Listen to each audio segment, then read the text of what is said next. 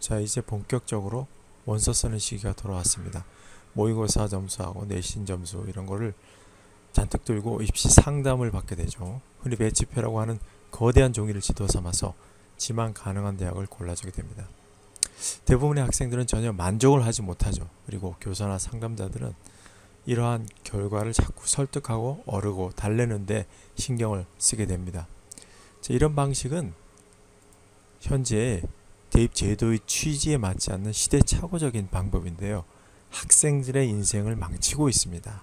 20여 년 전에 제가 대학 갈 때 쓰던 방법인데 아직도 이런 방법으로 대학에 지원하다니 참 한심합니다.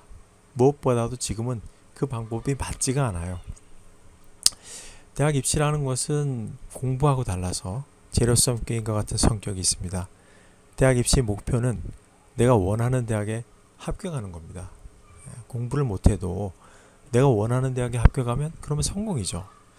그래서 합격하기 위해서 정보 또 전략 같은 게 굉장히 중요합니다. 근데 지금 정보는 100% 다 공개가 되어 있어요. 근데 전략 부분은 과거와 달리 지금 제가 대학에 입학할 때와 다름이 전혀 없습니다. 과거가 시대착오적입니다. 그래서 결국 원하는 결과를 학생들이 원하는 결과를 주지 못하죠. 우선 제목에 나온 내신 6등급은 한양대 중앙대 가면 안 되냐 하는 겁니다. 실제로 대학에서 발표한 그 근거가 있는 사례죠. 놀랄 필요가 없는 게 내신 6등급이라고 하는 건 내신 성적이고 한양대 중앙대 입학은 합격의 결과란 얘기예요. 만약에 내신 6등급이 교과 전형으로 대학 입학했다면 놀랄 만한 일입니다. 하지만 내신 6등급이라도 뭔가 다른 특별활동, 학생부 종합전형으로 합격할 수도 있고요. 또 논술 전형으로 합격할 수도 있겠죠. 이처럼 현행 제도는 학생들의 다양한 특성에 맞춰서 대학에 합격할 수 있는, 대학에 입학할 수 있는 길을 열어 놓았습니다. 그렇기 때문에 이거를 가지고 이상하다, 특이하다고 생각하는 사람들은 현재 수시 입시 제도 자체에 대한 이해가 부족한 사람들입니다. 또 어떤 사람들은 내신 6등급이 한양대 합격하는 건 불공정하다, 뭔가 문제됐다, 그렇게 얘기하는 분들도 있어요.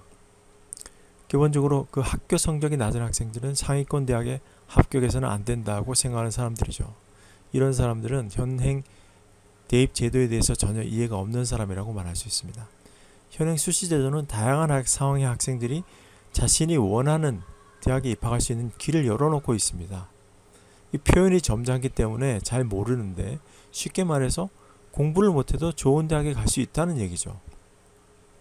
근데 지금 학생들이 실제 그 대학 선택하고 지원하는 것을 보면 과거 제가 대학 들어갈 때와 전혀 다르지 않습니다. 입시제도 자체가 완전히 달라졌는데 그 방식은 똑같아요. 학교에서는 뭐 진학지도, 입시지도라는 걸 하고요. 또 학원에서 입시 상담이라는 걸 하게 됩니다. 또 입시 컨설팅이라는 것도 있죠. 요즘 유료 돈을 받고 그 입시 가능한 대학 리스트를 받는 그런 시스템도 있는데, 하여튼 이 모든 것이 그 배치표라는 걸 중심으로 이루어져 있어요. 자신들이 갖고 있는 배치표에 따라서 합격 확률을 높여서 대학에 간다, 또 점수에 맞춰서 간다, 이렇게 다 원리가 되어 있습니다. 근데 지금 맞지가 않는 방법이에요. 특히 수시에서는 이 배치표라는 거는 옛날에 학생들이 자신의 성적 가지고 한 줄로 써서 대학 가던 방식인데 예측 가능성을 보여주는 거죠. 과거에 이러이러한 조건에서 이렇게 합격했으니까 이렇다, 그러니까 나도 이럴 것이다. 하지만 수시에서는 특히 그 점수에 맞춰서 대학 가는 게 유효하지 않습니다. 배치표 자체도 굉장히 정확하지 않고 또 합격의 기준이라는 것도 여러 가지 되어 있어요. 이렇게 그 예측이 불가능하기 때문에 수시가 불공정하다면서 치지 않겠다는 사람도 있습니다. 이건 완전 미친놈들이죠. 말할 필요도 없습니다. 대학에 들어가겠다면서 수시를 치지 않는 사람은 정말 모순된 학생입니다. 진심으로 이해가 되지 않는 부분이에요. 수시는 당연히 치야 되고 안 되면 정시로 가는 겁니다. 그러면은 수시 전형에서 대학을 선택하는 기준, 그럼 배치표 말고 다른 어떤 게 있냐? 자, 수시에서 대학을 선택하는 기준은 나한테 유리한 전형, 합격 가능성이 높은 전형을 찾는 거예요. 근데 어떤 전형이 나한테 유리한지를 모릅니다. 또 그렇다고 해서 이 전형을 다 잘하라는 의미가 아니에요. 흔히 뭐 내신, 수능, 죽음의 트라이앵글 이런 얘기를 이건 말도 안 됩니다. 자신한테 유리한 하나만 걸려도 합격하면 된다는 거예요. 6개 다 합격해서 다 갈 수도 없는데 뭐 때문에 그럽니까? 기회를 여러 번 준다는 겁니다. 근데 무엇이 어떤 전형이 나한테 유리한지 모르고 또 합격할지 불합격할지도 모르기 때문에 6번 기회를 주는 거예요. 그러니까 내가 가고 싶은 대학의 원서를 쓰면 됩니다. 자, 수시 전형에는 우리가 다 알다시피 5가지가 있습니다. 학생부 교과, 학생부 종합, 논술, 실기, 기타가 있는데 사실 예체능 같은 특수한 경우에 해당되는 것들이 이제 실기하고 기타고 일반 학생들은 교과, 학생부 종합, 논술 전형이 3가지가 되겠습니다. 이 의미를 우리가 다 잘 알아야 돼요. 왜 이런 전형을 만들어 놨는지. 자, 학생부 교과 전형은 학교 성적이 좋은 학생들한테 해당되는 전형이죠. 내신이 좋은데 왜 정시로 가지 않고 수시를 보냐? 수능 시험 안 봐도 되고 또 수시 내신 성적이 좋아도 수시에 자신이 없을 수도 있어요. 그런 학생들이 있습니다. 또 이런 경우에는 좀 안 좋은 게 최상위권 같은 경우는 수시 납치 우려가 있긴 있습니다. 확률은 거의 없지만 그런 경우가 있을 수 있어요. 그리고 학생들이 그 사이에서 뭐 학력 차이, 학교 간에도 학력 차이가 있는데 예를 들어 외고나 과고 이런 학력 차이가 있는데 그걸 어떻게 같이 평가하냐, 그런 걱정을 하지 말고 그 부분은 이미 추적조사라는 것 통해서 그 별 차이 없다는 것이 다 그 과학적으로 증명이 됐습니다. 그러니까 대학에서 학교 성적이 좋은 학생들을 뽑는 건 당연한 거고요. 학생부 교과 전형에 지원하는 학생들은 사실 굉장히 행복한 학생들이죠. 자, 그럼 두 번째로 학생부 종합 전형. 이 부분은 참 말이 많은, 요즘 그 핫하다고 하는 그런 전형입니다. 근데 공개된 정보도 많지 않고, 하지만 우리가 이걸 충분히 이해할 수 있는 그런 전형입니다. 이런 거죠. 예를 들면 어떤 학생이 내신 성적이 좋지 않아요. 왜냐하면 시험에 큰 신경 쓰지 않고 지냈거든요. 그래서 성적이 좋지 않은 이유가 뭐냐? 뭐 학교를 안 나온다든가, 뭐 불량스러워서 뭐 담배를 피우고 뭐 하다, 그런 게 아니고, 예를 들면 인터넷에 무슨 패션 이런 것에 미쳐가지고 그거 찾아보고 뭐 모임 같은 데 나가고 그런데 신경을 쓰느라고 그랬다면 의료학과나 디자인학과 같은 데서 뽑고 싶지 않겠어요? 그래서 그걸 추천서라든지 자소서 같은 걸로 증명을 하면 입학사정관이 보고 합격시켜 주는 겁니다. 저는 이게 충분히 이해가 되는데, 이 제도가 없다면은 이런 학생들, 그렇게 뭐 나쁜 학생들은 아니고 대단한 학생들이군요. 근데 이런 학생들은 좋은 대학에 가기가 힘들었겠죠. 과외활동이니까요. 제가 학교 다닐 때도 이런 학생들이 꼭 한 반에 몇 명씩 꼭 있었어요. 공부 말고 다른 데 미쳐가지고 열심히. 이런 뭐 친구들은 부모님들이 이렇게 얘기하죠. 그거는 나중에 대학 가면 얼마든지 할 수 있으니까 지금은 좀 학교 성적을 좀 신경 써라, 이런 말을 하는데, 그런 말을 듣는 학생들이 이 전형을 이용하면 됩니다. 성적이 좋지 않아야죠. 성적이 좋으면 학생부 교과로 가면 되니까. 성적이 좋지 않은, 하지만 나쁜 사람이 아니고 대단한 사람, 이런 뭐가 있는 그런 사람들, 공부는 안 했을 뿐이지. 이런 경우입니다. 우리 충분히 이해할 수 있다고 생각됩니다. 자, 논술 전형은 논술 전형만큼 학생들이 오해하는 전형도 없을 겁니다. 기존의 전형하고 전혀 다른 그런 특성을 가진 전형입니다. 하지만 제가 생각하기에는 그 어떤 전형보다도 쉽고 빠르게 대학에 합격할 수 있는 그런 전형이죠. 일단 논술 전형은 그 대학에서 출제한 논술고사를 쳐야 되고 그 점수로 학생을 선발합니다. 그런데 그 논술고사는 학생들이 지금까지 평생 단 한 번도 쳐본 일도 없고 경험해보지 못한 순수한 주관식 시험이에요. 굉장히 당황스럽죠. 선생님도 마찬가지거든요. 이런 거죠. 고등학교 1, 2학년 때 공부를 하지 않았어. 당연히 성적이 좋을 리가 없죠. 뭐 공부를 왜 안 했냐? 공부가 하기 싫으니까 그렇겠죠. 근데 고3 올라와서 이제 공부를 좀 합니다. 근데 분명히 실력이 많이 늘었는데 성적도 안 오르고 석차도 별로입니다. 왜? 다른 학생들도 다 공부하니까 다른 애들도 다 공부하지. 그러니까 힘이 들죠. 자, 이런 학생들 굉장히 많죠. 바로 이런 학생들을 위한 전형입니다. 이런 학생들을 위해서 대학에서 만들어둔 입시제도예요. 옛날에는 이런 학생들 방법이 없었습니다. 고1, 2 때 내신을 이제 와서 어떻게 고칩니까? 방법이 없죠. 또 이제 와서 노력해도 힘이 들어. 왜? 기초가 없으니까. 그럼 어떻게? 방법이 없습니다. 그래서 이런 학생들을 도와주려고 만든 게 논술전형입니다. 학생부 교과나 종합전형은 학교 성적이 좋거나 혹은 성적이 좋지 않아도 다른 어떤 장기가 있어야 돼. 논술전형은 이도저도 아닌 학생들을 위해서 만들어 놓은 전형입니다. 학교 공부하기 싫어서 하지 않았고 성적이 좋지 않죠. 이제 와서 되돌릴 수도 없죠. 다른 과외 활동도 특별히 한 게 없어요. 당연히 무슨 기록 같은 게 있을 수 없죠. 그러면 비교과 활동에도 쓸 게 없어요. 그러면 이제 와서 수능 공부를 해봐야 다른 학생도 다 열심히 하는데 성적이 오를 리가 있나요? 기초도 없는데. 바로 이런 학생들을 위해 만들어 놓은 전형입니다.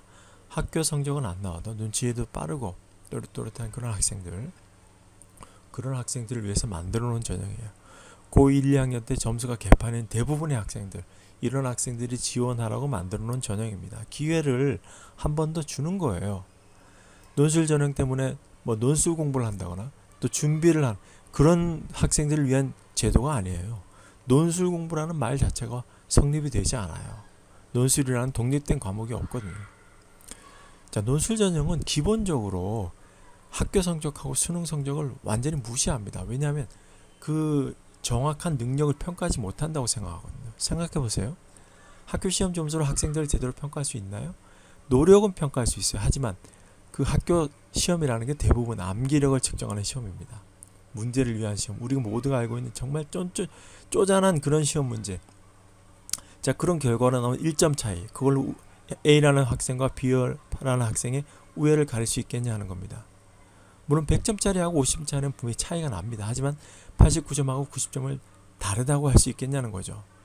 그 점수 차이가 학원 같은 데 다녀서 생길 수도 있거든요.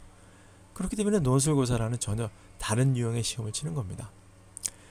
평소에 멍청한데 학원 같은 데 다녀서 점수 잘 나오는 학생이 있잖아요. 암기식 반복 학습의 결과라는 겁니다.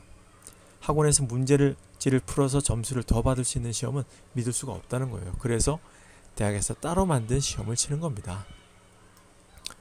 자, 이 논술고사라는 걸 잘 모르기 때문에 온갖 한심한 일들이 생기고 말이 안 되는 유언비어. 그래서 학생들이 논술고사를 안 치는 겁니다. 앞에서 본 내신 6등급이 어떻게 논술을 잘할 수 있냐, 이런 고정관념 같은 거죠. 아니, 종목이 다른데 왜 안 됩니까? 종목이 다르잖아요. 축구를 못하는 학생은 야구를 잘할 수 있잖아요. 축구를 못해도. 논술을 학원에서 배웠는지 어떻게 하냐, 이런 말을 하면 답안을 보면 금방 할 수 있어요. 그리고 학원식 논술은 답이 맞아도 떨어뜨린다? 어떻게 그럴 수 있냐. 지금 그렇게 하고 있습니다. 그러니까 공부 못하는 학생들도 합격이 되는 겁니다. 공부 잘하는 학생들이 다 학원 다니거든요. 자, 근데 논술 전형하고 재밌는 게 보면 올해 논술 전형, 올해는 33개 대학에서 치는데 여기 대학 선택하는데도 웃기는 경우를 많이 봅니다. 뼛속까지 성적순으로 세뇌가 되어 있어요. 배치표에 나온 서열대로 지원합니다. 물론 대학마다 난이도 차이가 분명히 있습니다. 하지만 분명히 확실한 것은 학생들 차이가 없어요. 그러니까 굳이 낮은 대학을 갈 이유가 없는 거죠. 그 배치표 위에 있는 대학교가 들어가는 게 더 어려운 게 아니에요. 예를 들면 한양대 본캠과 분교가 있는데 둘 다 논술 전형을 칩니다. 일반적으로는 본 캠퍼스가 더 들어가기 어렵잖아요. 커트라인도 높고.